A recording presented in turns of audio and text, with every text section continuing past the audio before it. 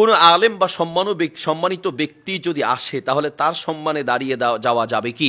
উত্তর হচ্ছে, সম্মানিত কোনো ব্যক্তি যদি আগমন করেন আর তিনি যদি মনে করেন যে আমার সম্মানে সবাই দাঁড়িয়ে থাকুক, যেমনটা আমরা স্কুলগুলোতে দেখি যে টিচার প্রবেশ করলেই ছাত্ররা দাঁড়িয়ে যায়, টিচার মনে করেন যে দাঁড়াতে হবে, কোনো কারণে কোনো ছাত্র না দাঁড়ালে টিচার সেখানে পাকড়াও সৃষ্টি করেন, মারেন, প্রহার করেন, অথবা এটাকে খুব ঘৃণ্য চোখে দেখেন। ইসলাম এটাকে এই ধরনের কোনো বিধান রাখেন না যে কেউ আসলেই তার সম্মানে দাঁড়িয়ে যেতে হবে। দাঁড়ানোর এই সিস্টেমটা এটা ইসলামী পন্থা নয় বা ইসলাম সমর্থিত পন্থা নয়। বরং ইসলাম বলে যে কোনো ব্যক্তি যদি চায় যে তাকে দেখে দাঁড়াক, তাহলে রাসূল সাল্লাল্লাহু আলাইহি ওয়াসাল্লাম বলেন সে যেন তার স্থান জাহান্নামে করে নিল। তাহলে আপনার সম্মানে দাঁড়াতে হবে এইরকম কোনো কিছু মনে করা আপনার জাহান্নামে যাওয়ার একটা কারণ।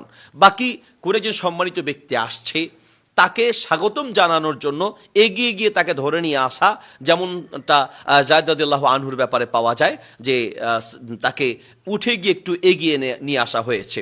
এইরকম কোনো সম্মানিত কেউ আসছে, তাকে নিয়ে গিয়ে একটু এগিয়ে নিয়ে আসার জন্য, স্বাগতম জানানোর জন্য আগন্তুক ব্যক্তিকে, এটা শরীয়তে জায়েজ আছে, কিন্তু এটাকে বিধান করে নেওয়া যাবে না যে আসলেই তার জন্য দাঁড়াতে হবে। কেউ যদি স্বেচ্ছায় দাঁড়ায় তাহলে এটা ওই জাহান্নামে যাওয়ার যে কারণ, সেই কারণে অন্তর্ভুক্ত হবে না। তবে আবারও বলছি যে এই যে কেউ আসলে দাঁড়িয়ে যেতে হবে, সবাই দাঁড়িয়ে তাকে স্ট্যান্ড আপের মাধ্যমে সম্মান জানাতে হবে, ইসলাম সমর্থিত পন্থা এটি নয়।